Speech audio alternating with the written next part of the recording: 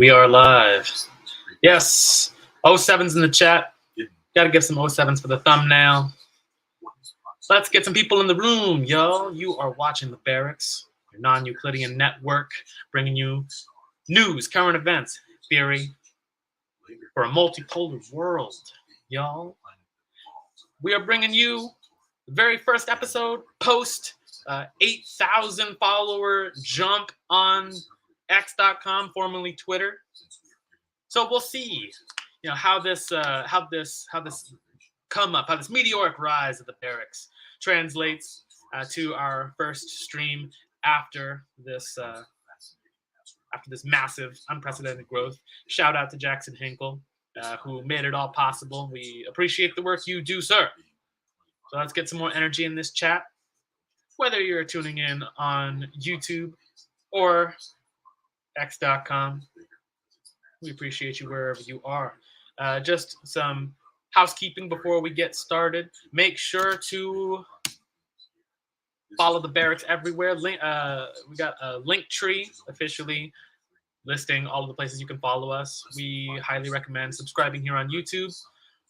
But the goal for the next couple of weeks is going to be growing on Telegram as well as our Rumble channel. We got 123 followers on the Telegram channel so far. We appreciate you following us there. It's the best place to follow us to get first notifications for what we're going to be discussing on X and on our YouTube streams. It's a wonderful news aggregation tool, and it's also a good place to be completely uncensored. Also, that reminds me, make sure to follow us, our Rumble channel. We just set that up, so we only got 1 follower there so far. Once we get 5 followers on the Rumble, we can start streaming to the Rumble officially. So that though we have a YouTube right now, which is nice, we will not have to rely on it because we know that the forces of globalism are at work to silence the truth tellers, to silence voices all across the political spectrum who come out in support of the Palestinian freedom struggle. So we appreciate you. Make sure to follow us there as well on the Rumble channel.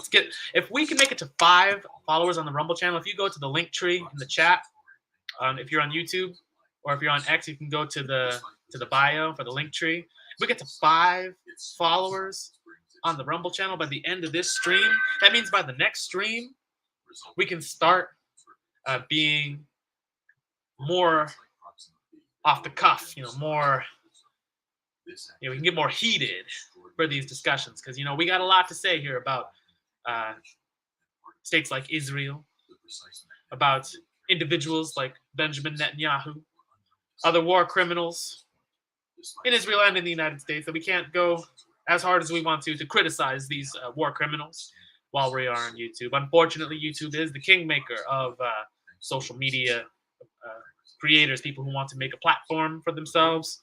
YouTube is the bread and butter for most. So we appreciate y'all. That housekeeping stuff out of the way. Y'all, this is one of those weeks where 5 decades have happened. The Islamic world, the entirety of West Asia, what Americans call the Middle East, is on the move as Operation Al-Aqsa Flood, the largest Palestinian military operation that has taken place in 5 decades, is still picking up steam. Over the weekend, the IDF Air Force dropped bombs on Gaza more violently than they have since the beginning of the military operation. At this point, the occupation forces have dropped over 6,000 bombs. As of the start of the weekend, that was just at the start of the weekend. 6,000 bombs dropped over Gaza, which, for comparison, is more bombs dropped in 1 week than America had dropped on Afghanistan in any given year. On average, we would drop less than 6,000 bombs on Afghanistan a year in any of the 20 years we were in Afghanistan. Israel has dropped more bombs in 1 week, wiping out entire families, leveling whole neighborhoods, that have been around for hundreds of years. It is truly a devastating amount of violence going on, in the Levant. So we got to go over, just before we get into the main topic of how this is going to affect the regional powers, specifically Iran, and global powers, specifically the United States. We got to talk about the human cost of the Israel-Palestine conflict and the amount of brutality that the occupation forces in Israel have inflicted upon Palestinians. Not just militants in Hamas, who represent 1% overall, more or less, of the Palestinian population in Gaza, but the 2 million people overall who are being collectively punished. 6,000 bombs leveling their homes, bringing rubble on top of their heads, shutting off water for the past 4 or 5 days. They've been without water,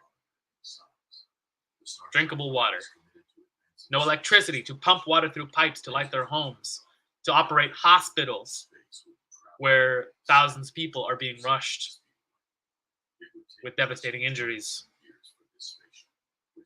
No fuel to be able to drive ambulances, to be able to power homes, to be able to even get in their cars to flee to the Egyptian border, as they are often told to do.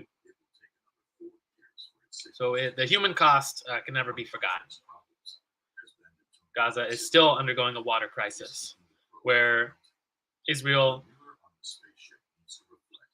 if recent reports are to be believed, has turned on water for the southern part of Gaza in order to encourage the evacuation to the south, to push for ethnic cleansing.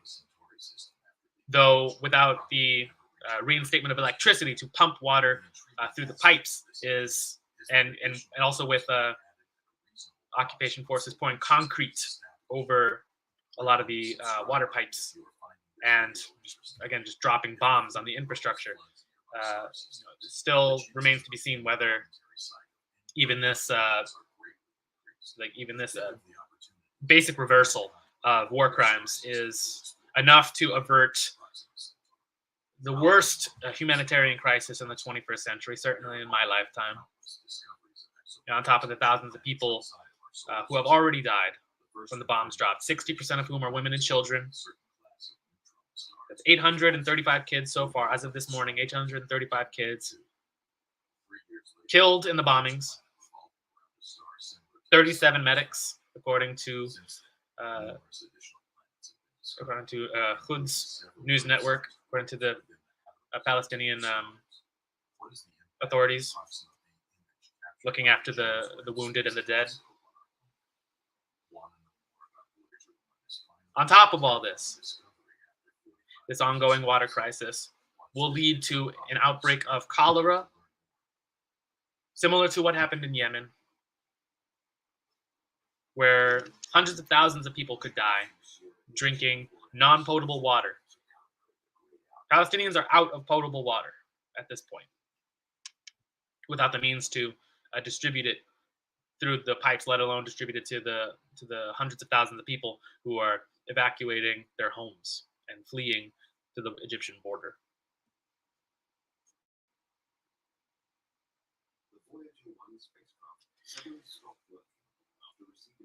So people have been. I've been a part of. I've been in and out of spaces all weekend. With Khaleesi on Twitter, as well as DD Geopolitics. Both of them are doing great work on and off of Twitter to put pressure on the larger media spaces online, who are not countering the official narrative being put out by Israel in any way. People like Joe Biden, and then mainstream media, CNN, and mainstream Israeli sources who continue to push the fake 40 beheaded babies story, who continue to push this State Department's mandated memo of escalation in the Israeli-Palestine conflict. So shout out to everyone on Twitter, specifically DD Geopolitics. They had me on a space briefly earlier today, so I appreciate the work that they do. So just real quick, that's the if you've been following the Telegram, you see a lot of the images of the bombings, the children being pulled out of rubble. It's been a very long week, even for people in the United States, 5,000 miles away from the conflict, to scroll past these images day in and day out. It takes a toll. So the people who do it full time, we appreciate the work that they do for exposing these war crimes by the IDF. The most, I think, significant update about the human toll in Gaza that people were talking about, specifically Seymour Hersh, was exposing Israel's plan for the displacement of the Palestinian people, for the ethnic cleansing, to push 1 million people in North Gaza southward towards the Egyptian border. I posted about this on Telegram, where what Western sources are calling an evacuation is more appropriately described as ethnic cleansing, to forcibly remove 1 million people from their homes in order to have a second Nakba, which is Arabic for catastrophe, a second displacement of Palestinian people off of their ancestral homelands. Seymour Hersh, an investigative journalist renowned in the United States, revealed that Israel is seeking assistance from Qatar and Egypt to finance a tent city across the border to accommodate the wave of Palestinian refugees. And this plan, inspired by the U.S. strategic Hamlet program during the Vietnam War, to give you an idea of the inhumanity of this actual process and the forcible nature of it. This plan aims to forcibly remove civilians from contested areas and into what are essentially concentration camps, leaving the vacant land as a, quote, free fire zone. Whether or not the Israeli Air Force will refrain from bombing civilians during the evacuation remains unanswered. It's worth noting that the Israeli Air Force had previously given the order to Palestinians in the north to evacuate their homes, 1 million people to flee to the south in 24 hours, which is already a wildly impossible feat to organize that many people fleeing their homes without devastating consequences.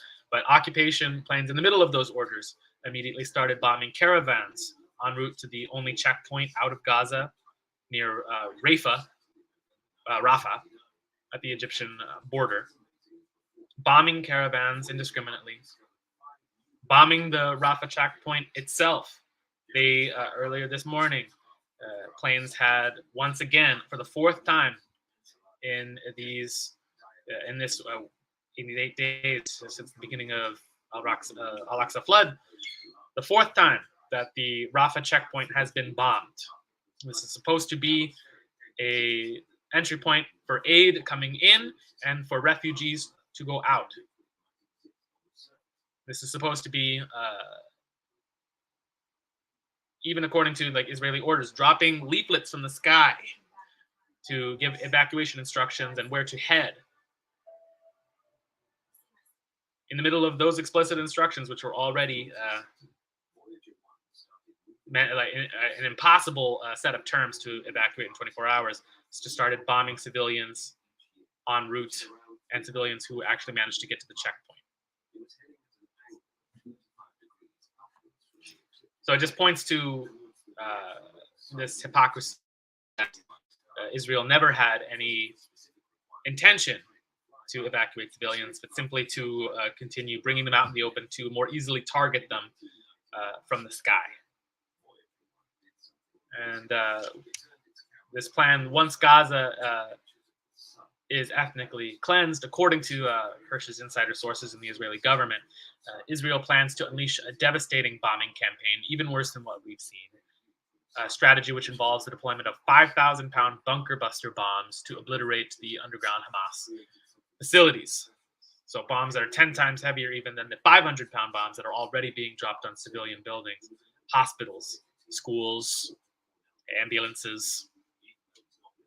That is what is in store for the escalation of the Israel-Palestine conflict. An escalation which is 100% avoidable and encouraged by the U.S. State Department under Antony Blinken, who I don't know if any of you had seen, had circulated a memo to other members of the State Department and to the media to avoid phrases such as ceasefire and phrases such as ending the bloodshed. A very psychopathic memo, which flies in the face of what Blinken had been doing over the weekend, which was flying to different countries in the Middle East, Egypt, most recently, flying back to Israel in a day or two, publicly saying to negotiate with Israelis and to bring diplomacy to the conflict. Just proving that de-escalation is not what they want. They want to make sure that this conflict escalates, that civilian casualties are maximalized. Yes, escalating war in Middle East is insane. It may draw Russia and China in. We're going to talk about Israel's seemingly like that's their only strategy that they have is to bring Iran into the conflict, and by bringing Iran into the conflict, to actually bring in the United States to defend Israeli interests. Israel is the tail that wags the dog in terms of U.S. security policy. The U.S. does not run the show. Israel is running the show. Not just the all-powerful Israeli lobbies, which have bought out every politician, including the quote-unquote anti-war politicians like Tulsi Gabbard, Bernie Sanders, Robert F. Kennedy Jr., who call themselves anti-war, but who have all virulently have come out in support of the Israeli genocide against the Palestinians in Gaza and the West Bank. And not just those lobbies, but also the Israeli government itself and the satanic forces that have come together to form an emergency government with full authority, sweeping authority to escalate this war. So I have it in my notes here to talk about what's going on in the ground, how I think this could and how I think this could play out, and then what is most likely to play out.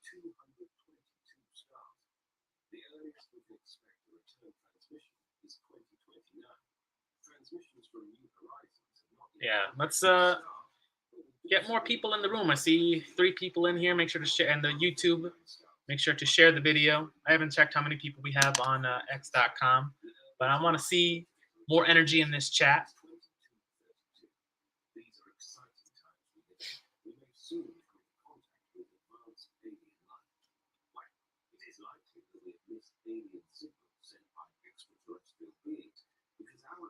Yeah, I wonder if I can get the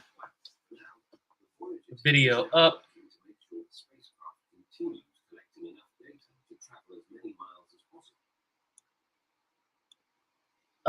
Some of the videos that we have in the Telegram. Yeah, it's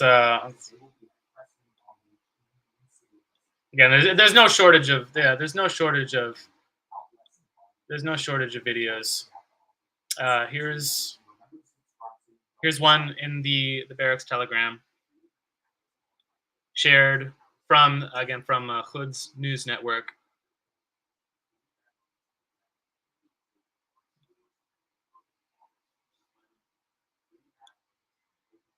More civilians being targeted by Israeli forces. I believe these are firefighters, but who are exposing the fact that in the middle of not in the middle of any combat scenarios, just trying to do their duty of protecting civilians, are targeted by Israeli bombs.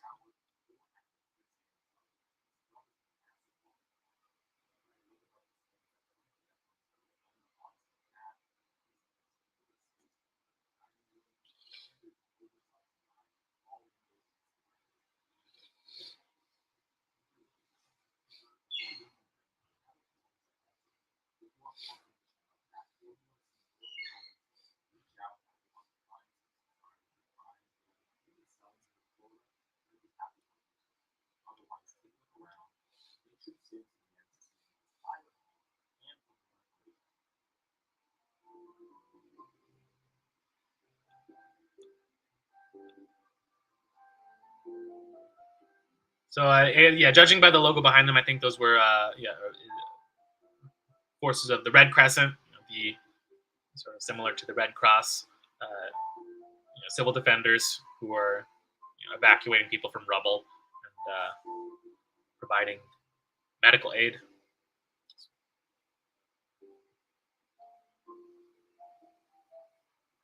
Another video which I thought was important for those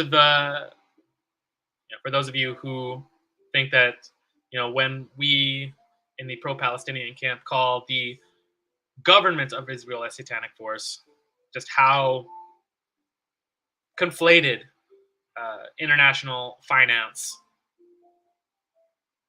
and globalist forces have conflated the Israeli satanic government with the Jewish population in any particular country, in Israel, but also in Western countries, in the Middle East, conflating the two, and how that in and of itself is part of the Zionist agenda. So here is an Orthodox Jew from the United States coming out in support of Palestine. That being pro-Palestinian is not being anti-Semitic, as Zionists will have you believe. Quite the opposite, in fact.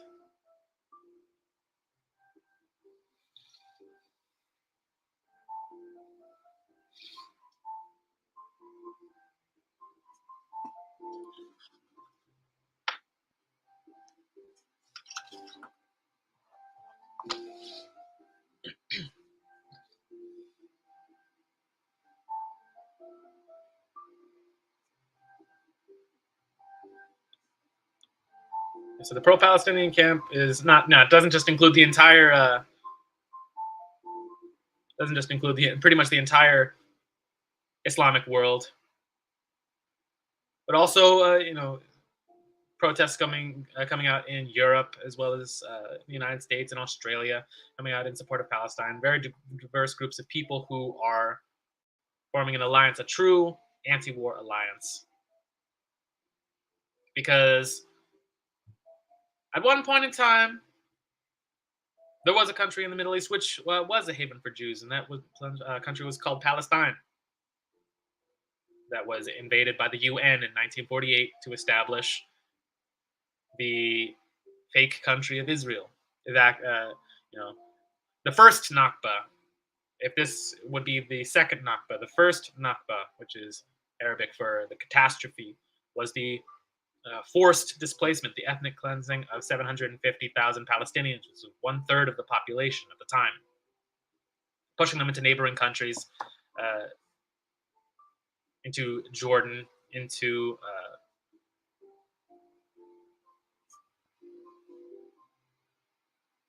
outside of their ancestral homelands, and into refugee camps in neighboring countries where many of them remain to this day. 4 or 5 generations of Palestinians just in refugee camps or pushed into the small area now today known as the Gaza Strip, which is about the size of Washington D.C. 2 million people crammed into this people call it an open air prison, but or a ghetto. But now what we're seeing, what it really is a concentration camp that is getting smaller and smaller as it is firebombed from the air and starved out from the outside.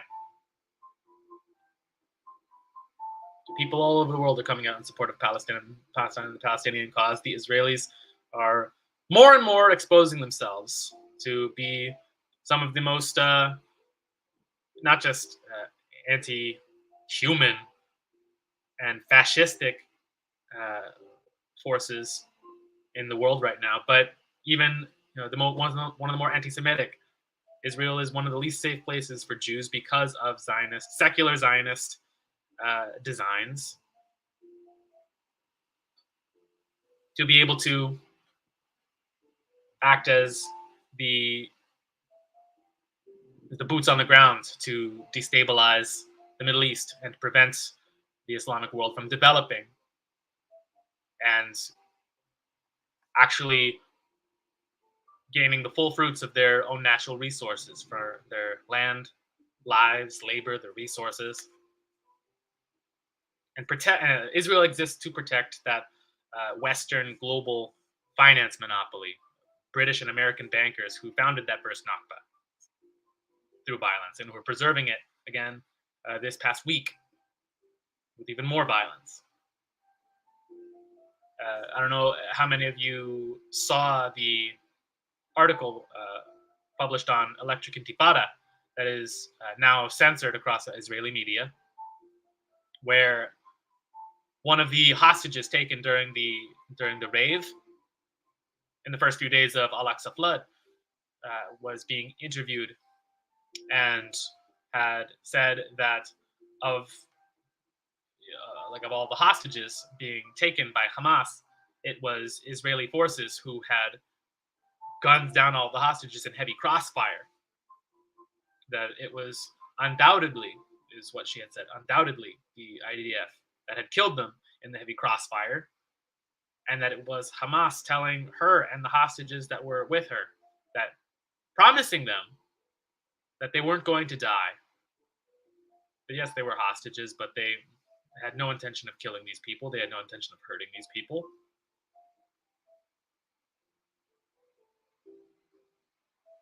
Countless videos of the same thing going across all over, where Hamas fighters had taken hostages, as tends to happen in war. Not condoning this. It's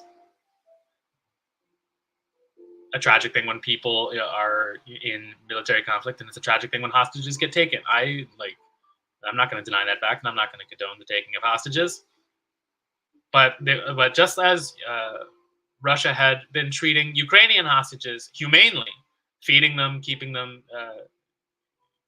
in decent conditions, whereas Ukrainians were torturing POWs, shooting them in the knees, and then watching them bleed out. It's IDF forces who are the biggest threat to the hostages being taken by Hamas right now. Hamas was never intending to kill any of these people, simply to use them as leverage for their political goals. Like I said, it's Zionism which is the biggest threat to Jewish people in the world. In New York, where pro-Palestinian protests were going on, Jewish Americans in these protests coming out in support of Palestine being arrested. Over 50 protesters, Jewish protesters, arrested.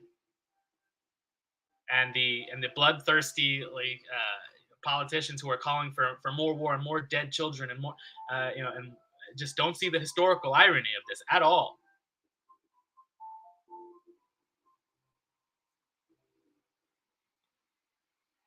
All of this goes to show that Zionism is the satanic force here,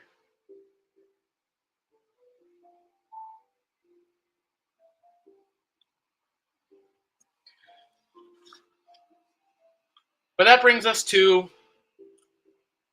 the question on everyone's mind: is this going to escalate into a full-blown regional war in the Persian Gulf? There have been border skirmishes between the IDF and Hezbollah on Israel's northern border that it shares with Lebanon, out of which Hezbollah is based. Israel bombing border towns in Lebanon, Lebanon evacuating a lot of southern towns due to the shellings. Earlier today, Israel dropping white phosphorus again onto Lebanon, and Hezbollah going into Israeli territory at the border, taking and destroying military bases. Israel escalating conflict again in Syria, dropping bombs onto airports in Aleppo and in Damascus, and then saying that this was done to provoke Iran. Syria has no part in this conflict. Syria is still 90% shut down from for more than a decade of civil war. So why does Israel feel the need to lob rockets into some of the oldest cities in the world, Aleppo and Damascus, to destroy their airports? It's to provoke a war with the regional power, which is Iran. Because as much as people want to say, people have this idea, this fantasy that the IDF are these elite Marines, and that Mossad is this all-seeing eye in the sky, this all-powerful intelligence agency. More than anything, this past week has shown the ineptitude of the Israeli military, and also how much they are working from a position of weakness. 1,300 Israelis have died during Operation Al-Aqsa Flood. Again, a tragic situation. Loss of life is always tragic. This number represents a death count more than 5 times greater than the death count on the Israeli side of the past 20 years. Since the year 2000, a little over 200 Israelis had died in the ongoing Palestinian-Israeli conflict, and approximately 5,000, whereas approximately 5,000 Palestinians had died. To give you an idea of the asymmetrical military imbalance going on in what eventually became a siege after 2014, when no, sorry, not 2014, in 2007, when Gaza finally became under military siege and all the military wall blockade got put up, and walls were put up around Gaza, and Gaza became the most heavily surveilled area on the planet. So around 200 Israelis in the past 2 decades have died in the conflict, and now that number is 5 times greater in a week, meaning that the Palestinians have no incentive to stop Al-Aqsa Flood when they now have more military and diplomatic leverage than they've had in 50 years, where they've been operating on the defensive as a people since the end of the Yom Kippur War in 1973.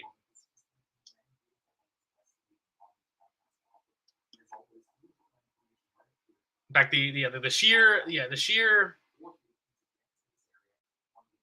insanity of the amount of retaliation by the Israeli government on countless civilians just shows how they are operating in a position of weakness. The fact that they have 350,000 reservists who are gearing up for a supposed ground war into Gaza, which is, 1 soldier for every 6 Palestinian citizens.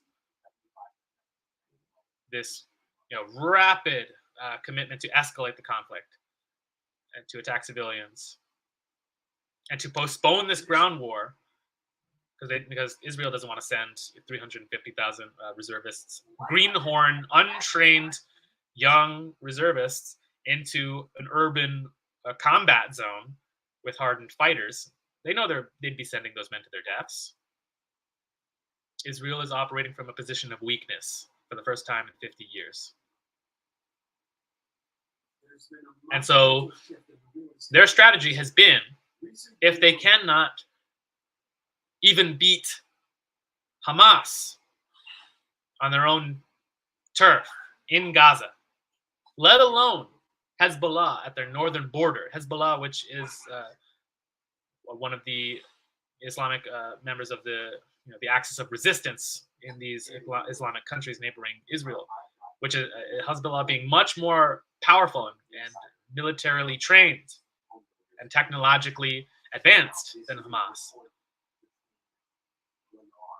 Israel has no hope to win in an all-out hot war with Hezbollah.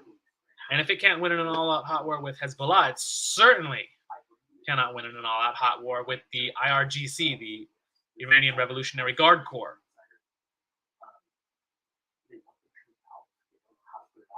And so these constant escalations with war crimes against Palestinian citizens, border skirmishes with Lebanon, firing rockets into Syria,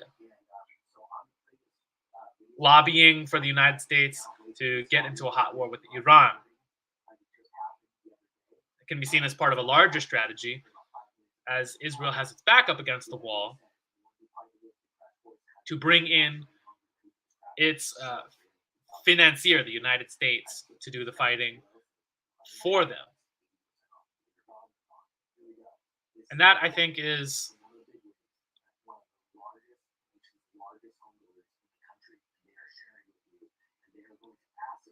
the most important difference between this conflict, what Israelis are calling the Israeli 9/11 and our 9/11, the American 9/11, is that after the 9/11 attacks in September 2001, America was operating from a position of strength, going into Iraq and Afghanistan financially and militarily superior. And now, 20 years later, we are seeing the same rhetoric.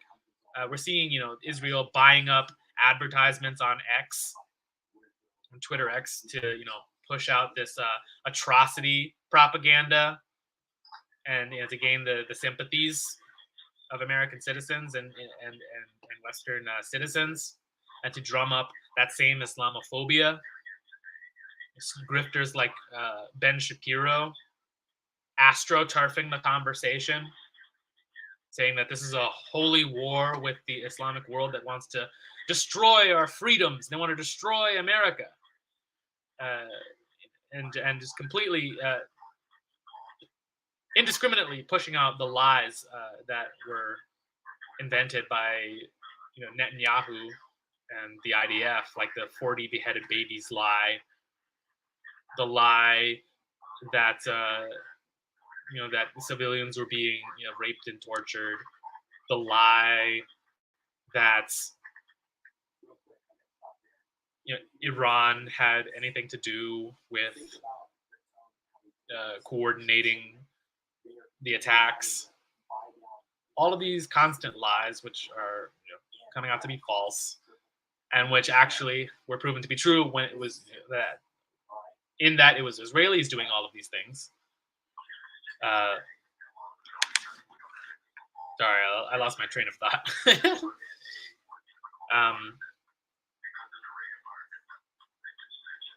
All of this to say that this astroturfed conversation is, again, trying to drum up sympathies within the United States to manufacture consent to greenlight another war with Iran. You have psychopaths like Lindsey Graham, who, wants to bomb the whole world.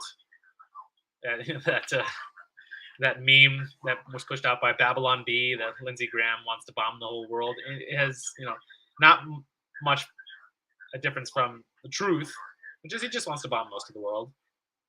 He's one of the people who is pushing to bomb Iran, even with no evidence that they had anything to do with coordinating Al-Aqsa flood, because Israel cannot fight this war by itself. Israel is a client of the United States. It would dissolve if the United States ended foreign aid. So with its back up against the wall and continuing to delay this ground war, which was supposed to happen Saturday morning and then was delayed until Sunday, pushed back yet again today for a couple of days because of inclement weather. I personally believe that there will not be a ground invasion. There will be more firebombing. I mean, that's just happening already. Increased fire bombings from the sky, but that is more of the military strategy of the Israelis, is to bring the United States into it. Iran has come out and said that they are increasingly more willing to get involved as this genocide against Gaza goes on. But so far, Israel has not stepped on the direct sovereignty of Iran. I talked about this a bit on the space hosted by GD Geopolitics, that since Israel cannot directly confront Iran's national sovereignty by lobbing rockets at them, that this would be suicide, the same kind of suicide as sending 350,000 reservists to their death in an urban combat zone. Getting into a hot war with the IRGC in Iran would also be suicide. And so their reliance on indirect confrontation. People aren't really talking about, and where I personally see that, and this could come from a million different ways, where I personally see this happening is on Iran's northern border, where the U.S. State Department had admitted that it has intelligence that Azerbaijan, which is on Iran's northern border, is preparing to start an invasion of Armenia, start war with Armenia, which would be the conflict that Iran would have to get involved, would be forced to get involved in. A, because Azerbaijan actually shares a border with Iran, Israel does not. And B, because Iran has a very large Azeri population. I believe there's more Azeris, ethnic Azeris in northern Iran than there is an entire population of Azerbaijan. So naturally, a war would spill over into Iranian territory just because of that continuity of ethnic background. And who supplies Azerbaijan with its weapons? None other than Israel. Azerbaijan buys weapons. Its economy and its military is 10 times bigger, if not more, than Armenia's. And increasingly for the past several years, it's because it has purchased this weaponry from Israel. So that's where I personally see this indirect confrontation with Iran, this proxy war.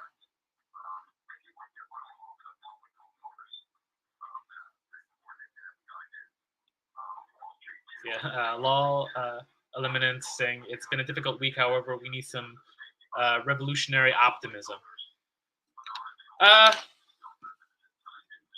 I don't know about optimism. I think optimism, as Lenin said, as Vladimir Lenin said, optimism leads to, I'm paraphrasing here, optimism leads to opportunism. So I think, I think being materialistic in our analysis is important. having an accurate material understanding of what's going on gives us more leverage to develop a strategy for how to prevent it.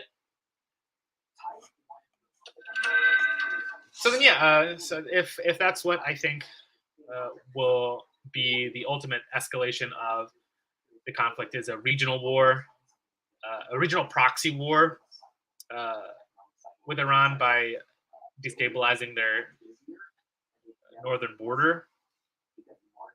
That's where I see the United States getting actually more involved, uh, because we might have the same rhetoric, or probably more Islamophobic rhetoric now than after 9/11, but all the people who like fought in 9/11 are still alive. Like, it's been one generation in between us and the that and that event. So that national memory is still very fresh in our minds of the cost of getting into a hot war, not with one but with two countries. And where so unfortunately, like according to online polls with CNN and ABC News, 78% of Americans support the amount of aid we're giving to Israel right now, or want to increase it, want to increase the amount of support we give. So 78% support or want more support. But that does not mean there's a qualitative difference between giving Israel more weapons and money. The difference between that and sending boots on the ground to fight and die in Iran. Yeah, again, because Israel is operating from a position of weakness. We are operating from a position of weakness, unlike 20 years ago, where we could do this. We could operate from a position of strength against Iraq. Iran is 3 times bigger than Iraq. Its military is the largest in the region. It is a master of asymmetrical warfare, particularly with drones. It has much bigger allies with Russia and with China than Iraq ever had. And the U.S. manufacturing base is in shambles. There is no U.S. manufacturing. It's rapidly dwindling, and we are not replacing any of the weapons and artillery needed to declare like a shooting war with a country as large and powerful as Iran. I do not see that happening. Wars are fought and won with artillery. Your ability to produce artillery is a fundamental is a fundamental aspect to study in determining if you can win a war. It's not a guarantee. Like, if you can produce and replace all of the artillery you're using in a shootout, that doesn't guarantee you're going to win. But if you cannot replace all of the artillery you're using in a shootout, that guarantees you're going to lose. Just look at Ukraine, who imports all of their weapons. Russia, who hasn't even used a third of their weapon stockpile, who has 1 million reservists in line to steamroll through Ukraine. America does not have that same capability. Not even close. So financing a proxy war on Iran's northern border, that that the American government can do easily.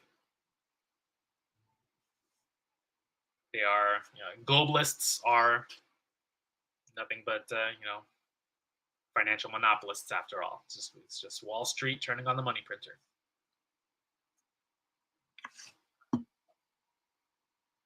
So, not revolutionary optimism, but in terms of a material analysis, I think a shooting war with Iran is not. I don't think that's going to happen. A proxy war, yes, that will affect our own native economy. Like, the economy will get worse, a lot worse. And because weapons is really the only manufacturing we're producing anymore, or opening up factories to produce more weapons and artillery, that doesn't mean we're not going to get into a shooting war in the future. In fact, just like with Nazi Germany, who rested their entire manufacturing economy, their entire real industrial economy on on the Wehrmacht, on the war machine, and we saw how that ended up. That is historically just going to happen to America if we continue this path of investing in weapons to be the backbone of our manufacturing economy. People don't want to talk about economic forces and economic law, but this is just a historical fact that the market forces, like where we sell our weapons, do not hold a candle to productive forces of who produces the weapons. Eventually, we are going to be if we keep down this path, we are going to be producing more weapons than we can sell to any proxy war in Azerbaijan, in Israel, anywhere, in Taiwan, anywhere. And that means that we're going to have to use those weapons in a shooting war, most likely with China over Taiwan. But again, you can't really guarantee where it's going to happen, only that it must happen. That is a historical economic law. How you doing, Screws in a Bell? 07. Yeah, with the four of us all saluting each other, and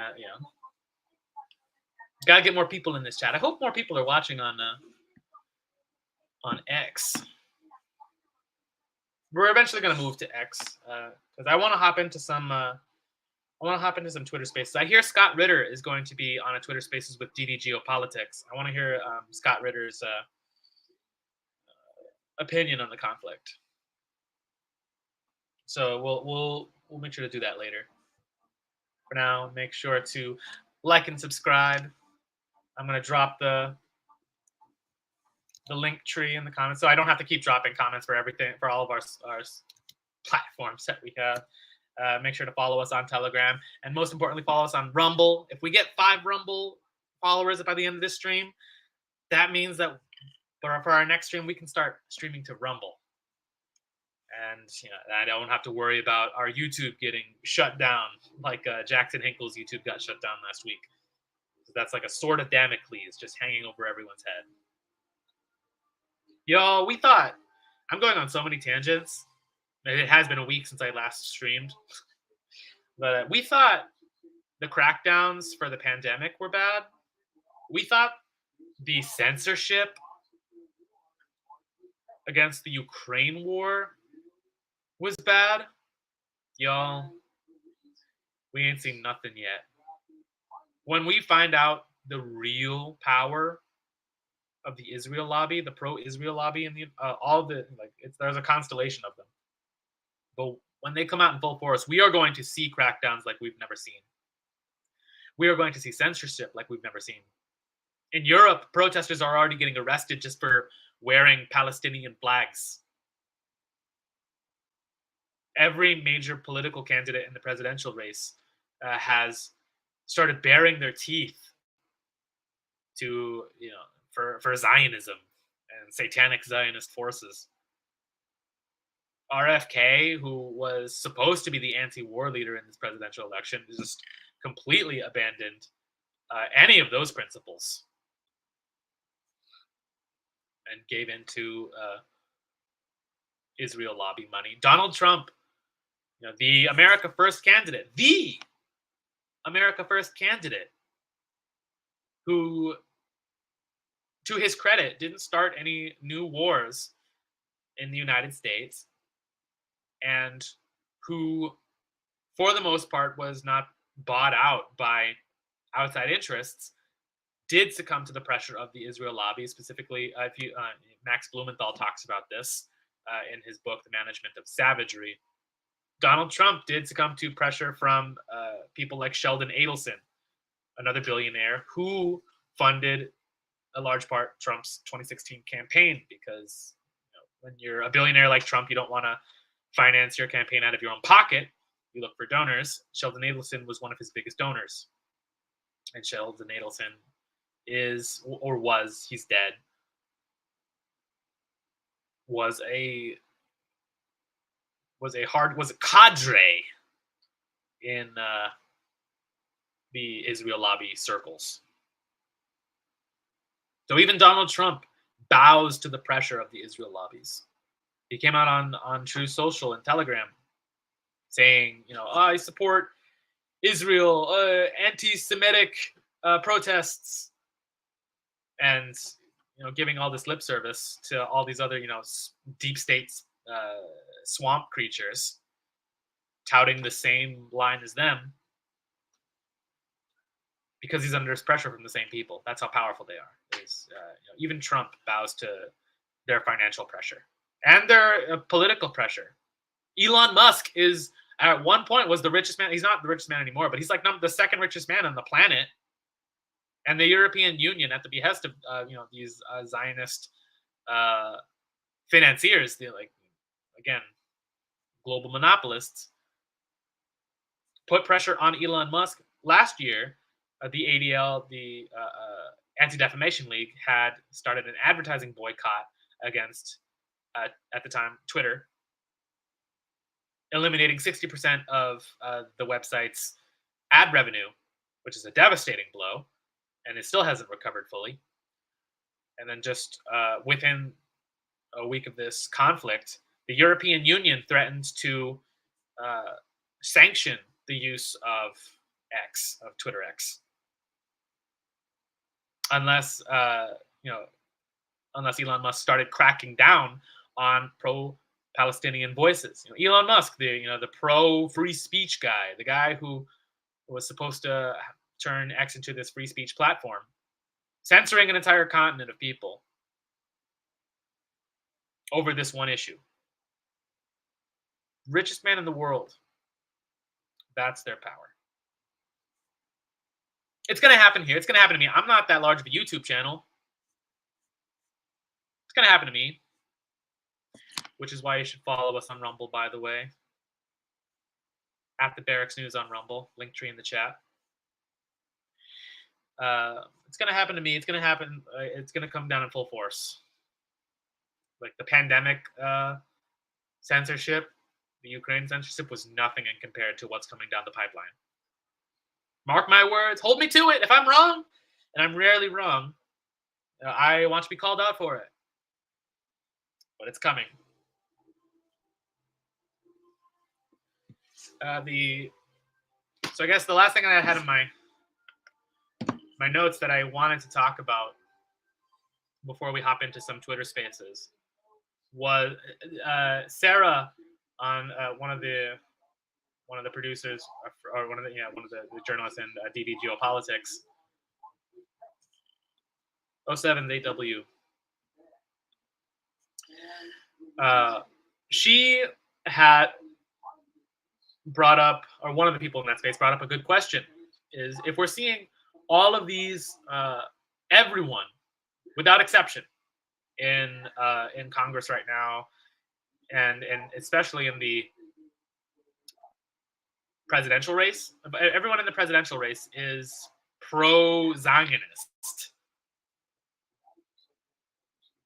and pro-Israel war, pro-fund, like everyone who was against funding Ukraine now magically is pro-Israel war.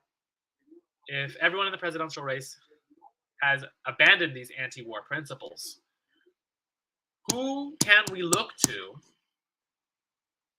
actually uphold anti-war principles? Militant, and by militant I don't mean like military, I mean disciplined anti-war policy. Who can we look to? In America, we don't have. There is a dearth of people to pick from in the anti-war movement. That's the tragedy of Rage Against the War Machine, the rally which happened back in March, where the biggest names in that rally, Tulsi Gabbard, had abandoned that whole, and that was against the funding the Ukraine war, sending $133 billion to Ukraine. Tulsi Gabbard, who has also flipped and is now pro-funding the, funding the Zionist, forces who must eradicate the Palestinian people, squash them, flatten Gaza. Even Tulsi Gabbard abandoned those principles. Who else do we have to look to for political leadership in this country? Because where I do personally think that sentiment is going to flip as the war escalates, it's not going to flip without political leadership. Right now, the most disciplined anti-war, as I see it, sentiment is coming from is from MAGA. MAGA is the premier counter-hegemonic political movement in the country. Still going strong, but it has been highly infiltrated by Zionist forces, which is a shame. But MAGA still has that that momentum of anti-war and America first, even if they are currently riled up by Zionist talking points and Islamophobia. So that's still historically true within the MAGA movement. None of the MAGA political candidates right now can be said to represent the anti-war wing. Trump is more and more leaning into the pro-war camp. Thanks to his donors like Sheldon Adelson, he was already lobbing rockets into Syria. He had already murdered Qasem Soleimani, the head of the IRGC, the Israeli Revolutionary Guard Corps, assassinated him for the sake of his donors in the Israel lobbies. And he's continuing to kowtow to those people more and more. So not even Trump, who founded the MAGA movement, is capable of leading it. Matt Gaetz, even, who I like in a lot of ways, and I think he's correct in a lot of ways, has also come out as a war pig, for like Zionist war, destruction of the Middle East, and getting into this civilizational holy war with the Muslim world as a whole, and collectively punishing Muslims as a whole just for existing. Bernie Sanders long ago sold out. Bernie Sanders probably the biggest sellout of the 21st century. Tulsi Gabbard sold out. Where are all of the anti-war voices in the MAGA movement? Obviously, the most disciplined are the MAGA wing of the communist movement in America. Jackson Hinkle, is proof to my point, where his meteoric rise in the past week, even after his YouTube was shut down permanently, he will not have a YouTube ever again.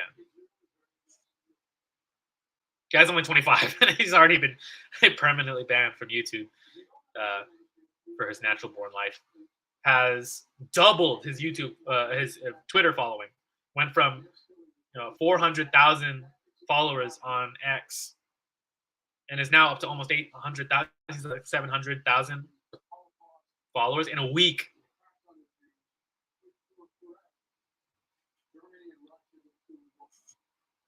And AW saying we need Ron Paul back. So that's what I wanted to say is, whereas what I would like is for, personally, is not necessarily what's going to happen.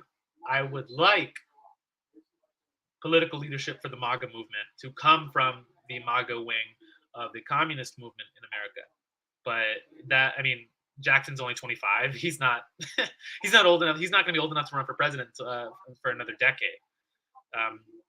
Everyone in that wing is just too young, or isn't a communist. So that's not going to happen. So I'm not even going to pretend that it will. But the libertarian the wing of American politics, who I see as the American successors to this sort of utopian socialist element. People like Rand Paul, I think, are a more, for right now, from what I've seen, a more appropriate leadership for MAGA in America. I mean, Rand Paul isn't running for president, unfortunately, but I was looking into it somewhat today, and I'll have to do deeper research into his statements since the beginning of the escalation of the Israel-Palestine conflict. But I haven't seen so far. I mean, obviously, him condemning uh, Hamas, which is natural. I mean, Hamas is labeled as a terrorist organization by the U.S. government, so he's not going to come out in support of what his peers are labeling as a terrorist organization. It's not a terrorist organization, by the way. If you say that in Britain, you're going to get arrested. And I'm not saying on YouTube that I support Hamas. I'm just saying, just because, I mean, the U.S. government labeled, old grandmas at the J6 riot, labeled them terrorists and white supremacists and extremists. So take the government's labels with a grain of salt. Hamas is not a terrorist organization. It's a militant political party voted into power by the citizens of Gaza, popular support by the civilians in Gaza. So not a transnational terrorist organization. They only operate out of Palestine for the sake of liberating Palestine from a decades-long siege.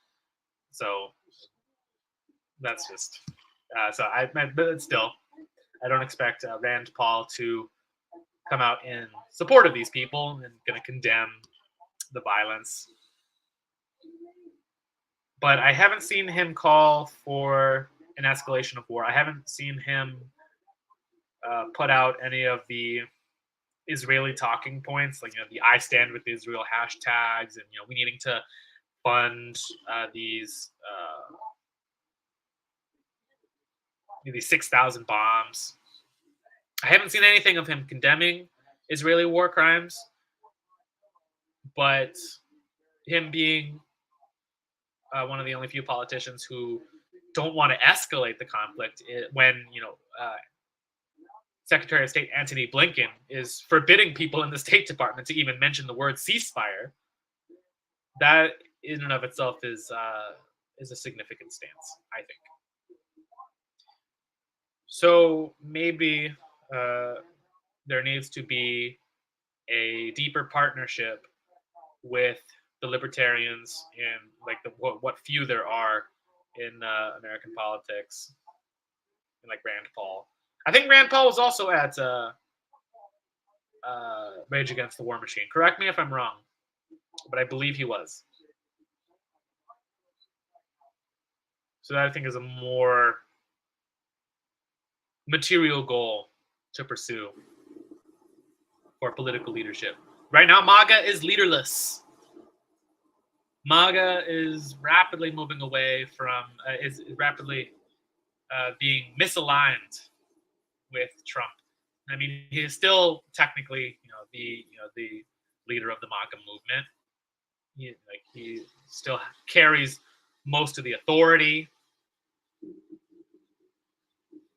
and he was the founder of it. So inertia is going to be on his side. But as time goes on and as this conflict escalates, there is going to be a split. That is just going to happen. It happened in the in the 70s with the Tet Offensive in Vietnam.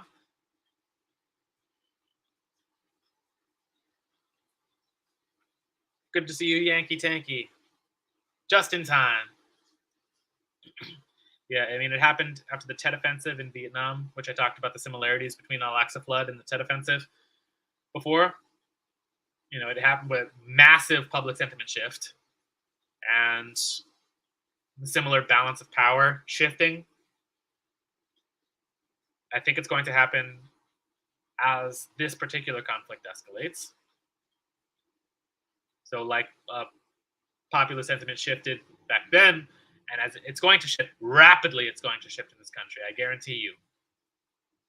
As soon as it becomes a regional conflict, and and our economy gets even worse, we're going to see people flip like that. I mean, not the politicians, but average Americans are going to flip because they will see how it's just the same situation. How these like mealy mouthed moral moralistic browbeating about vague lectures about human rights and democracy, whatever those things mean in vague terms. We're going to see how that just means funding more war and how life gets more expensive for us. We have to work harder for less money. And then potentially just get into a shooting war with China.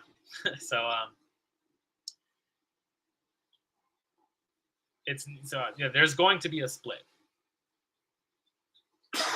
If you don't see it now, I mean, you're going to see it when MAGA starts.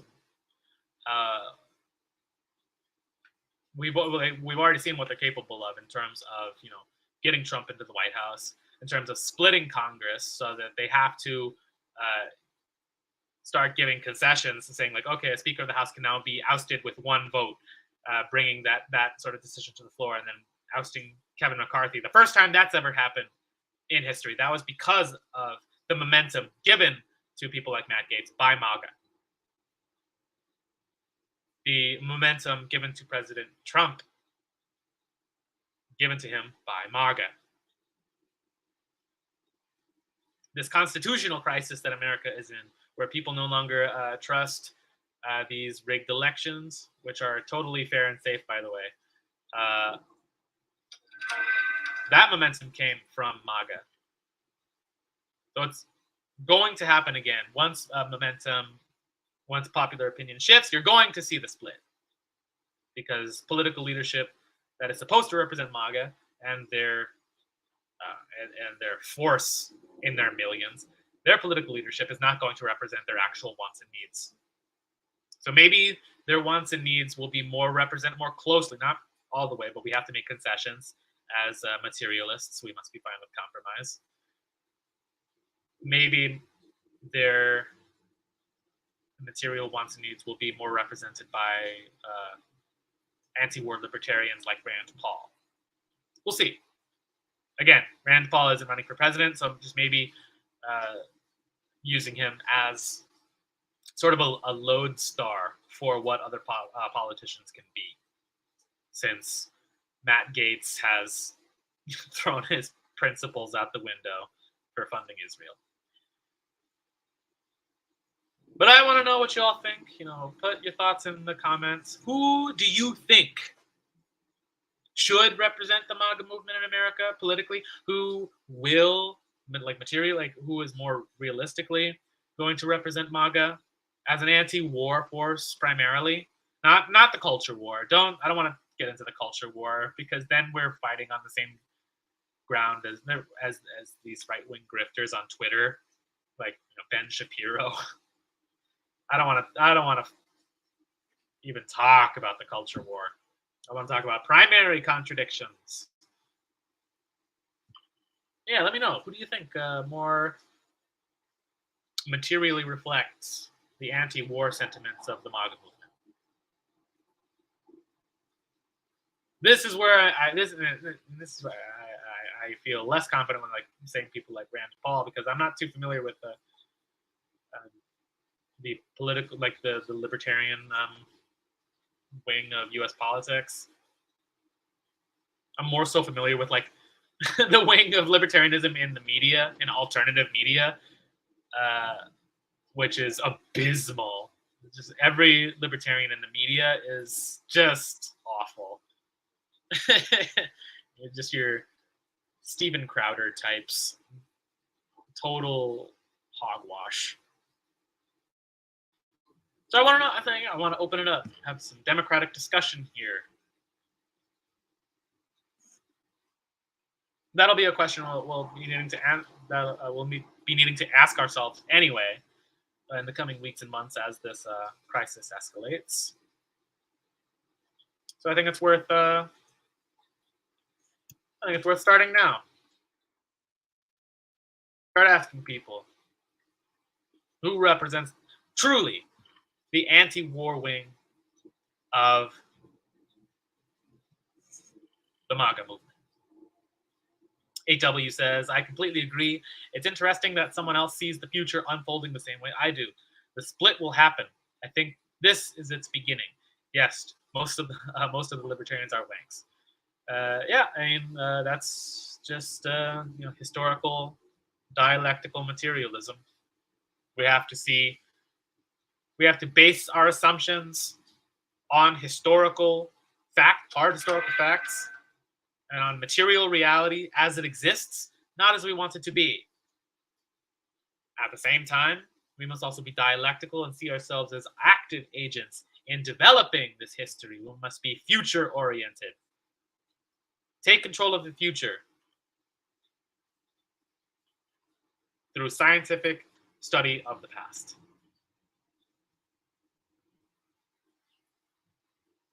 So hopefully, hopefully more people feel the same way that I do.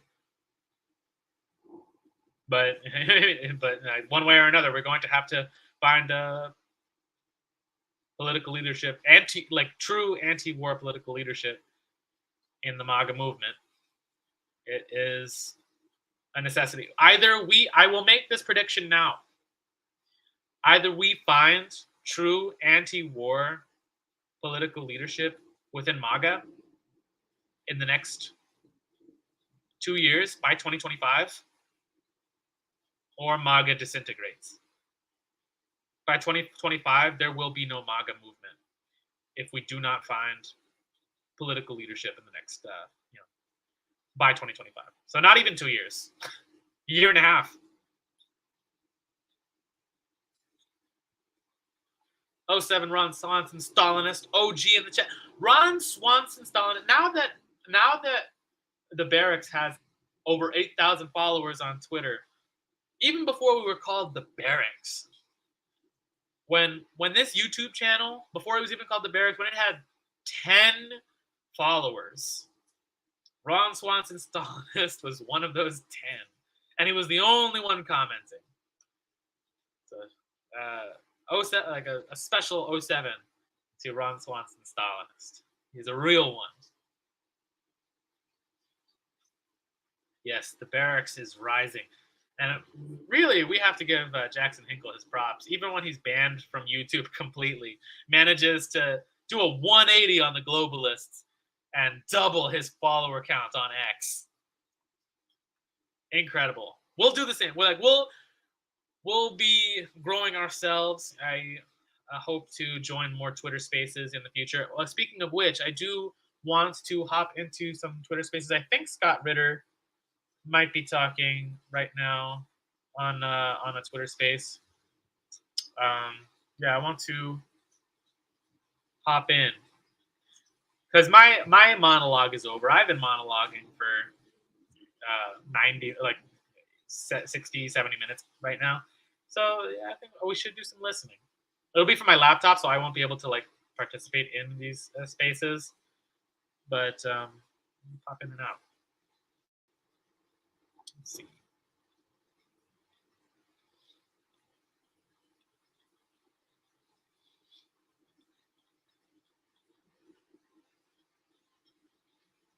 Scott Ritter in here? No, I don't think he is. I hope I didn't miss him. I hope. Ah, man. I swear, if I missed Scott Ritter, I love that guy.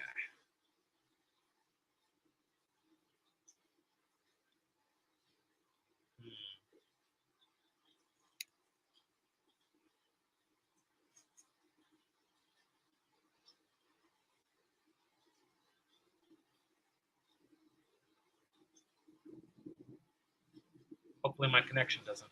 Hopefully this isn't too taxing on my computer.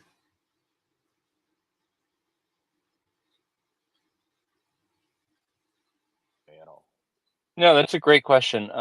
So for better or for worse, I've got 3 kids. The most important thing on my mind every day is how to get these kids into the future. Um, even at the expense of myself and my wife's health or well-being, mentally, physically, whatever. And so, history is history.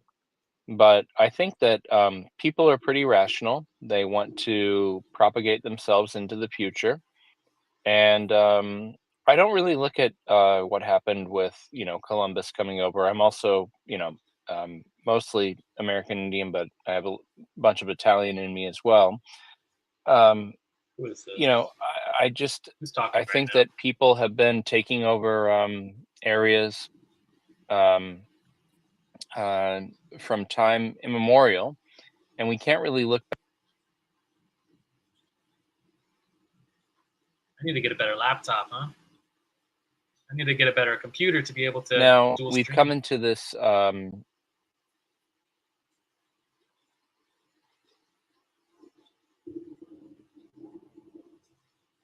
very fortunate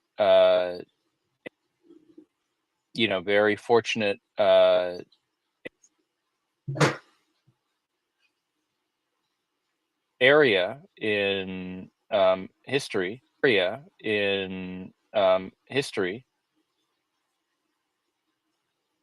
I don't think I'm gonna be able to hop around too much.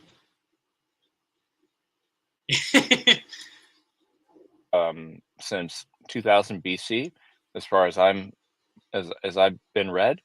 And I don't like what's going on with Gaza and the West Bank. It sucks. But do the Israelis need a place to live? Britain designated the Okay, the so state of here's a Palestine. teachable moment. They're not David, as Yeah, here, if you they're guys would not. just allow me to, I really would like to respond. You have you know something to say, what but I though? want to respond to David when you have a chance. Sure. I They're like not. teachable They're, moments, by the way. So please go ahead. they're not Israelis. They're Europeans, and then immigrants from probably Brooklyn. So they're not. There's no such thing as an Israeli. Well, there wasn't. I mean, they made it. Okay, Jews.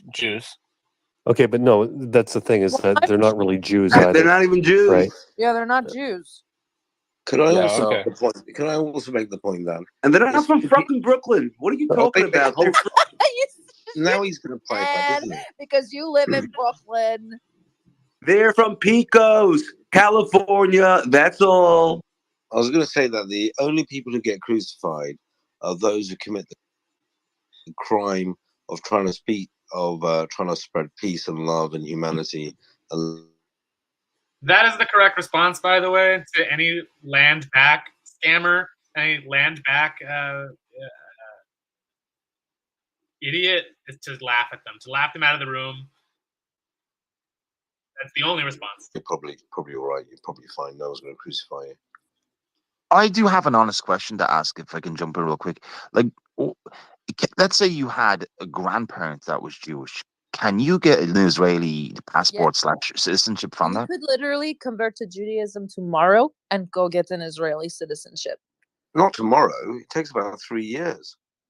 Sure, whatever. So, Yeah. So just to address the given one this, point that bothers me the most about what David said there, and it's not because it's not a willful thing. He just doesn't know. And that is that the Palestinian people have been there every bit as long and perhaps even longer than the original Jews, who are also, by the way, Palestinian. Um, yeah, they've been there the longest. So this idea that they put out there that the Jews in Israel that have immigrated there, that is their ancestral homeland. It's a little bit false, more than a little bit false for most of the people that have gone there, right? It's the actual Palestinian Jews, the Palestinian Christians, the Palestinian Muslims who they're indigenous to the region, and most of these other people are not. You see, David, so let's be Omar, realistic. please, خلينا حبيبي. Still too generous to the land back scammer. Guys, Still too I just generous. want to ask you: if he's Laugh them out of the room. We don't need to in explain Manhattan, basic historical facts. would he give up his flat to the original Cherokee Indians so that he can then claim his ancestral homeland in Israel, but only if he also similarly gives up his Mix, how you doing? land in New York to the rightful owners who are American Indians, and therefore David, by extension.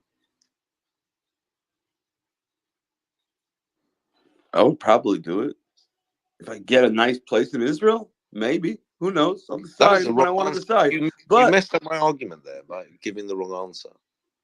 No, Yes, no way, I think I would the never concern do it. is Do not come into my place. But you should know Lenin, Trotsky, these people, they're from the Lower East Side. Yeah, that's true. So, and that's where Yes. that's where I'm kind of getting on the same. Maybe I won't put myself on somebody else's page, but Akunji, that's all I can see looking at your profile right now. So sorry if I'm pronouncing the name wrong, but I'm more of a utilitarian. I think that Britain was in control of that area after World War II. Then they carved it up, and anyone who calls themselves a utilitarian is a Malthusian. Be cautious of anyone who calls themselves a utilitarian. We're just living with it right now, so all we can do is just move forward. And I don't think that that's a last thing that I'll say. I don't think that that's any justification for what happened last Saturday. So well, David, no, 1 second. I'm not going to let that go because Hamas took some land back for the first time in history. Tear him down. So are you then going to say that that was legitimate? It's legitimate that Hamas went in to a region and exerted its force and successfully exerted its force, and that is just the game of nations, and therefore that land is now Palestinian land. It goes both ways. What are you specifically speaking to? I apologize. I don't understand. 7th of October, Hamas managed to take back some land from Israeli occupation and seize control of it. Now, that hasn't happened in 50 years, but given that they now have had control of that land, by your argument, that's just the game of nations, and therefore that is now Palestinian land. I wouldn't say that I mean, what's going to decide if it is Palestinian land or Israeli land is who's going to win. I mean, it's just that's unfortunately how it works out. Like I said earlier, I spent 16 years in Japan. My wife is Japanese. My kids are half Japanese, all three of them. Of course, he's a weeb. The U.S. went in and bombed that nation. A lot of people don't know that the firebombing of Tokyo was infinitely times worse than anything that happened in Hiroshima or Nagasaki. This is the face of a man. And it is what it is. So what do they say? There's a an Asian famous refrain, something like history favors the victors or something like that, or history is rewritten by the victors. I mean, this guy, unfortunately, this guy, non-compete, also a sex pat with an Asian wife. Why do they all look like this? Why do they all look like this? When you call time on the actual game, right? So by your argument, there is no victor, there is no vanquished. It's all just a temporal issue, and whatever happens, happens, and there are no sides. Well, one man's victor is another man's, oppressor, right? No. So guys, as like the resident Palestinian here, I really would like to get to a point. Like, I don't. There's a lot of people are saying a lot of things, but just I want to ask a couple questions and respond, and I just want to say something to him. Do it. So David, and you can give me a thumbs up or thumbs down. There's no need to But if we were to just, I want to set aside Israel and Palestine for a second. If I said an indigenous group of people were being oppressed by a non-indigenous group of people, period, would you say that's it's a good thing or a bad thing? Just thumbs up or thumbs down. Oh man, I didn't. Man, the space posted by DD Geopolitics was a lot better a couple hours ago. It was actually, man, I hope I didn't miss Scott Ritter. Like if I miss Scott Ritter and I have to listen to this sex pat with who's living in Japan with the Asian wife instead of Scott Ritter, I'm gonna unalive myself if I miss Scott Ritter for that guy. Yeah, I might have to move. I might have to move spaces because I don't know. That's the thing. That's the danger of being too charitable with these grifters, with these with these utilitarians. That's the they're just gonna hog the microphone because like there aren't that many pro-Palestinian spaces. There aren't that many Twitter spaces exposing Israeli war crimes and doing it. They've been doing it all week. You know, Khaleesi, DD Geopolitics, a couple more people that I follow whose names I forget because I only just followed them, so their names escape me, which is unfortunate. But there's not many of them. It's all people like Mario Knopfel, who is doing his best, but his spaces aren't getting hijacked by land back scammers. His spaces are getting hijacked by people like the Georgian Legion, like the white nationalists committing actual like war crimes in Ukraine. That's the kind of people that get to speak on the biggest spaces on X. And you have these bloodthirsty Zionists hogging the microphone. So you can't be charitable with these people, and that's a big weakness, I think. So let's try and hop into one of Soleiman Ahmed is another one who's been hosting some good spaces. He's got one here. Let's see what they're up to.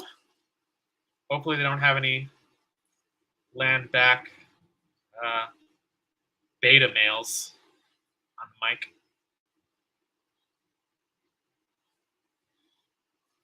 Yankee says Barracks Twitter Spaces when when we can get more than 5 people in a room. So I'm not just talking to myself. We only have we might have 8,000 followers on Twitter now, but people with larger Twitter followings than that have big spaces, small spaces. Setting up a the quote-unquote south of Gaza into the Sinai by claiming that Hamas is amongst them too. Yeah, we love Syrian girl. It's true. That's what they want. They want the land Syrian girl. You got it. You got it. Okay, so you're going to go to Raz, Suleiman. Raz, are you with us? I'm here. Oh, hello. I'm not sure if this was brought up or not. It's something, just wanted to let you guys know. Since 2000, large deposit of gas reserves were found off of Gaza Strip, specifically in the near north Gaza Strip. So this is gas reserves. And there has been some friction between Israel and the PLA. Ownership of the gas reserves, profit, who gets the profit, who processes it, and so forth. And it has been ongoing since 2000. And when Hamas took, I guess, when they got, the elections, they were in power, right? There has been more friction about who.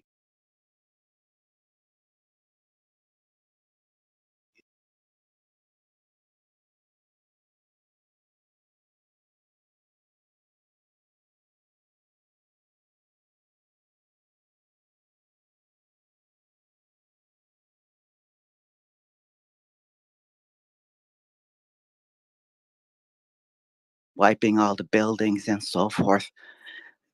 Sounds like they want to completely demolish the North Gaza Strip so that maybe they can take ownership of those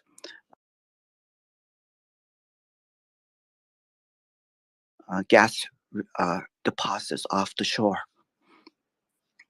Just something I just thought about. Yeah, That's no, it. we have talked about that. So, Raz, the thing is, there are gas deposits there. Netanyahu wants to build a gas pipeline right the way from Palestine to Turkey, and it comes via Gaza through the sea, obviously. So that is an element there, but that's not really being spoken about in the media, but we have spoken about it. So you're spot on. Thank you for joining. Okay. I've got my app won't open. Here we go. Let's go to Peter. Peter, welcome on the Zyospace, anti-Zyospace. Yeah, thank you, Khaleesi.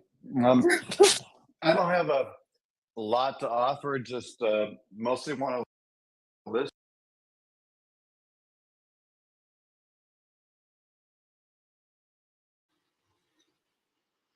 That's another thing I've noticed about you ever notice if you I don't mean to take that down, but you ever notice how many crypto people are on these spaces? If you're like me and you've been in and out of Twitter spaces talking about the conflict all week, a lot of crypto people are in these spaces.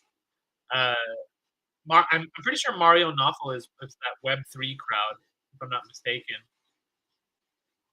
I don't know. It's this weird confluence of political dissonance and Web3 scam artists and grifter personalities. It's weird to see that come back in a or at least stick around after crypto's slow demise in 2022, ending with Sam Bankman-Fried's big fallout and having revealed to be a scammer and laundering Democrat money through Ukraine. It's weird to see that stick around. Yeah, I'll bring the spaces back up in a second. I just wanted to comment on that because I also hate crypto shit. I know a lot more about crypto shit than I should because I spent a year studying it, and I have $1,000 in Bitcoin personally. I mean, the technology is here. We don't know how it's going to be used yet because it's not user friendly yet, but it's here and it's going to be. We're going to have to figure out how to use it one way or another, whether it's forced on us through CBDCs or just being able to use it more fluidly with a better user experience for cryptocurrencies, like in a day-to-day like exchange. It obviously has staying power. I don't know why, but just wanted to comment on that. Why did it happen? And so my plan or my question for this gentleman was, what is the plan, the IDF's plan or the Israeli government's plan for investigating the motive and for this latest attack that happened, which they're now using as a justification for the reaction, and what is the plan for removing the incentive for using violence? I mean, to what extent do they believe that the incentive for violence is the living conditions in Gaza and the ongoing occupation of Gaza and the West Bank, but in this case of Gaza, the ongoing occupation by Israel? And last thought is just that's the question that I think in the mainstream Western media, here living in the U.S., speaking as an American, that nobody is asking, because I can not to fall hard on one side or the other, but I can put myself in the shoes of a person who is sympathetic to the Israeli perspective or the Israeli cause, or I can put myself in the shoes of somebody who is all they want to do is just condemn Hamas. I understand that, but when it comes to anybody that's sincere and genuine and seeking an actual end to the violence and an actual lasting peace, what really maybe it doesn't surprise me, maybe it doesn't confuse me, but I want to say it surprises and confuses me, is that nobody in the Western media as a journalist is posing the question of, okay, so this is bad, this is really, really, really bad, but why did it happen? like the only conclusion, unspoken Yeah. conclusion, but the only conclusion that people seem to be coming around to in the Western press is that the reason this is happening is because Palestinians are genetically oriented towards being barbaric. The only reason is because Palestinians are just naturally they just naturally intrinsically hate Jewish people. That is like nobody's asking kind of that like base level objective Sherlock Holmesian why did this happen? He's right, And and that's a consequence of porn, by the way. Or So, because they hate Jews or something about Islam or something. This so is the wait, sorry, I just want to respond to Peter, right? So, Peter, listen, here's the thing, okay? You quote the mainstream media, yet you yourself know how you have been cancelled by the mainstream media and the things that they have said about you as somebody who fights for rights in India. So therefore, if I was in your position, I wouldn't even quote the mainstream media, having been a victim of cancellation and censorship, number one. Number two, when you fight against Modi and his regime, you know the lies that they spin. Every Sangi that comes up to you says, we are the victims, you know, these minorities treat us badly, we are not doing genocide, we don't treat any minority badly in India. You know the narrative, and it's identical to the narrative going on in Israel. So when you say, why is this happening? Nobody asks that. Oh, yeah. Is this time for a lesson for 8W? Yeah. So this is what I mean when I say that what he was talking to of why journalists think that history just started as soon as events happen, and American consciousness doesn't do like deep investigations, is a consequence of having a porn addiction and like this pornographic society that we live in that always gives into instant gratification and asks you to do no historical investigation of like where your products come from, which is why so much advertising is associated with sex and with like giving like a McDonald's commercial, which is like these big titty women, it's like giving you your food. This it bypasses the rational brain that tells you like the rational reason why you should buy a sandwich or why you should buy this particular car, the benefits and costs, and the upsides and the downsides of a particular product, and things that require investigation, bypasses all of those things and get deep into your animal brain, your instinctual brain, to make snap decisions based on this like primal sexual urge. And so you associate a product not with its costs and benefits and rational uses, but with how it makes you feel immediately, which is also why we buy things without needing them, or we buy things and immediately regret buying them. We'll just throw them in a corner and forget, or we'll continue to buy things specifically for the euphoria we get when we buy them. Like it's this mechanism in our brain that is hijacked by closely associating it with sexual urges and with pornography. That's like why we have these. That's why like Western modernity is so sexual. You have all these sexual revolutions, and feminism is saying that is measuring its quality of like women's freedom by how just how degenerate it is, but how far removed it is from conservative traditional family structures and norms.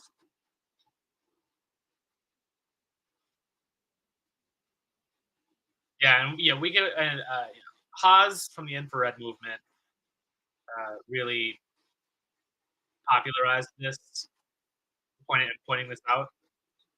But this has been the case for 100 years.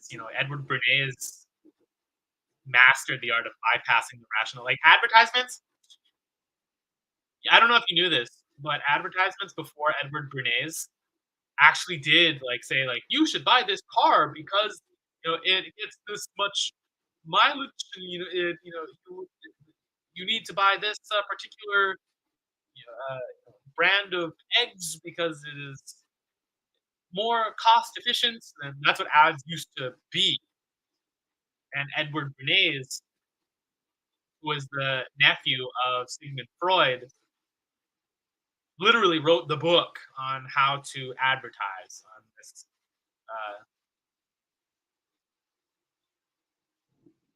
on using the deep instinctual and targeting the deeply instinctual parts of the brain that respond to immediate sexual stimuluses and primal stimuluses to be able to sell products. Yeah, Bernays got women to smoke LMAO.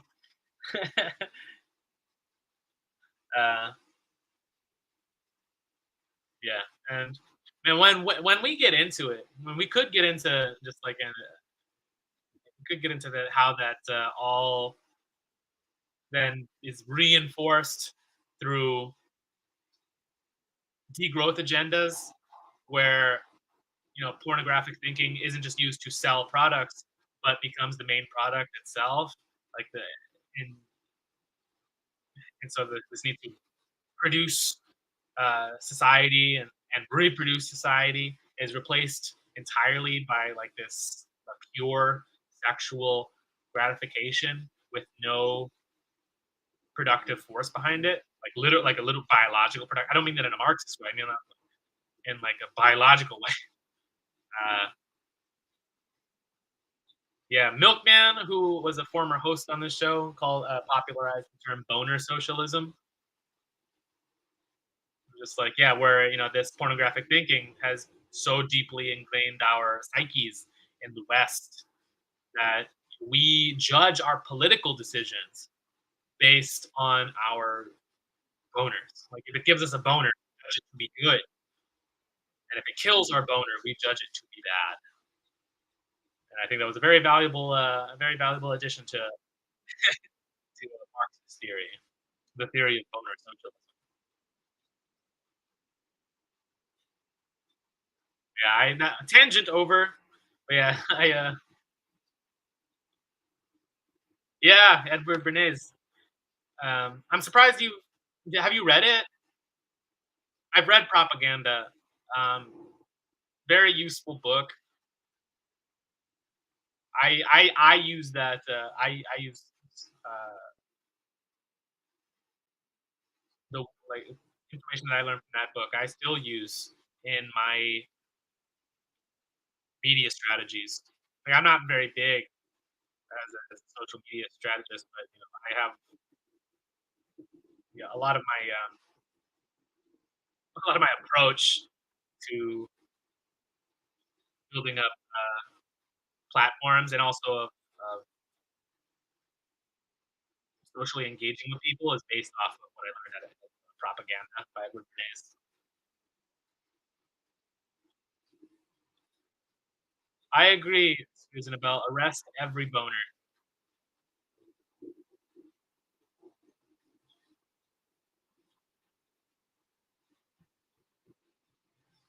So yeah, if you've read Propaganda, then you get the gist of why porn is the reason that our consciousness is the way it is. It's the most representative social phenomena of giving in entirely, all of our rational decisions being hijacked by your boner. Tangent over. I do appreciate you bringing up that question because I do love a chance to rant. Let's. I completely lost the plot of where we're at in this Twitter space. I think there was something really important that was said on that space, which I'll share. What is it? And we were streaming it, but tell us. Use the Water for Gaza hashtag. I put it up there, but basically he was asked about, there's a rumor that the bombs have killed hostages. and he was very fast. He's like, no, the bombs have not killed.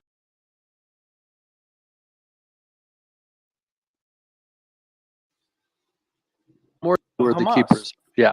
So he Okay, kind of so he wait, if sidestepped water, it more than saying it head on, as you mentioned.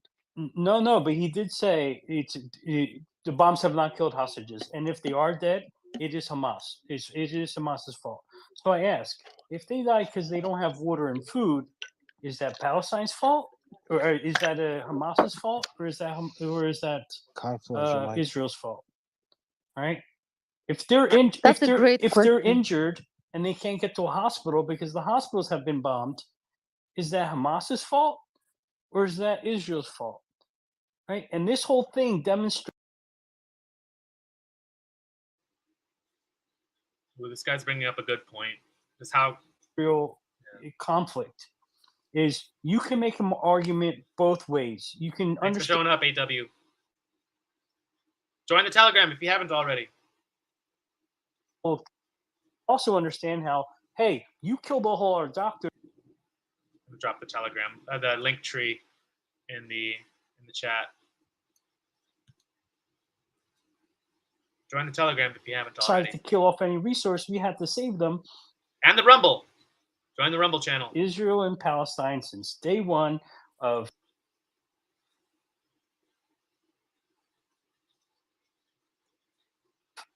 One does one thing, the other one.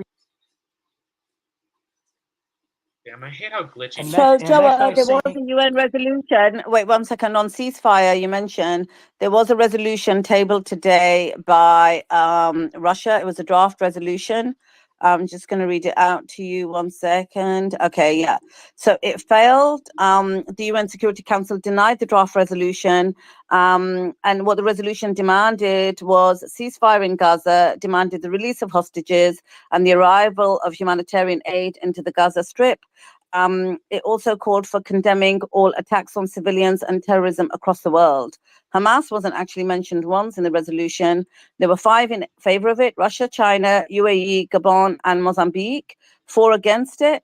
4 against it. US, Britain, France, and Japan, and 6 abstained, which were Albania, Brazil, Ghana, Malta, Switzerland, and Ecuador. I tweeted out about it about 40 minutes ago. America was So, against the ceasefire? Yeah, of course they were. Yes, of course, they voted against it. And they would have used their vote of veto had it have come to it. You know that. On what grounds do they vote against the ceasefire? Anthony Blinken sent out a Probably because memo. Israel told them to. They're not media You know how aren't it even allowed works? to use the word ceasefire. That's what they usually do, right? Anytime Russia or China proposes or tables something against Israel, and no matter what it says, America just vetoes it out. I think Obama was the only one in the recent history that had abstained, not himself, but the US had abstained from vetoing something against Israel under his presidency. I just wanted to point out, look, I think IDF coming onto spaces and trying to put out their narrative is itself a sign that they're losing the popular narrative, right? And Biden, I think, is flying to Israel in 2 days to talk to Israel, and then he would be going to Arab countries. And I also noticed one thing: they're now seem to be backtracking a little bit on their rhetoric, and they're emphasizing on Hamas, and they're saying things like they want to protect the civilians and they want to provide aid to civilians. That's a good point. Is Biden is doing more work now than he's ever done as president. Like, he was taking vacations when Maui was on fire. He was taking vacations when all these other conflicts were going on. But no, he's going on tour now. They're putting Biden to work now. For this past week, Biden's not getting a vacation for a while. That's another good point of that they're operating weakness. Keep asking about Palestinian lives and not Israeli lives. So between the lines, he admitted that they are getting a lot more. You're correct. They are getting a lot more questions about Palestine than Israeli lives.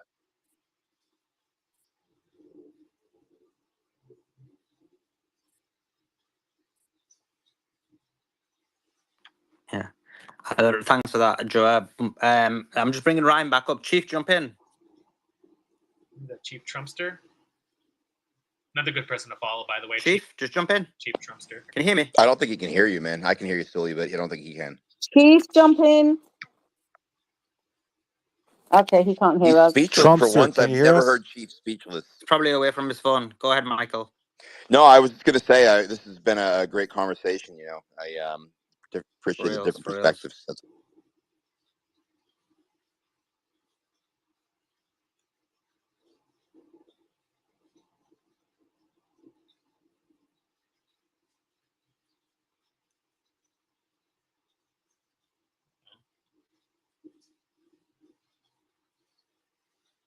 Twitter Spaces needs to improve a lot.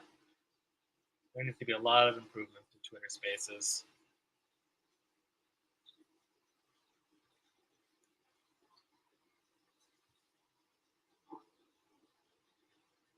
Oh, Michael knows everybody. I know everyone. Elon, Yeah. IDF, Biden.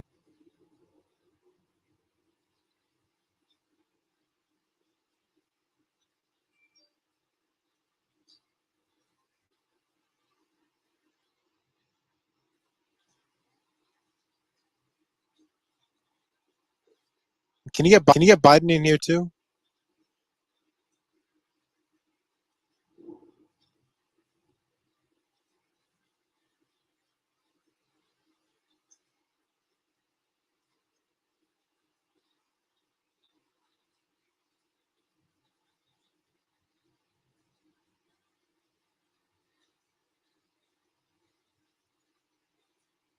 All right, I'm not sure Twitter Spaces is going to recover too much for tonight.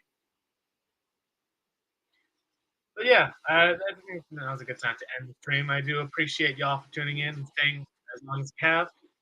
I'm not sure when I'll be streaming next. Now that it's just me here at the barracks, the semi-retirement of both the Yankee Tanky and the Milkman. I might be doing one stream a week on my days off.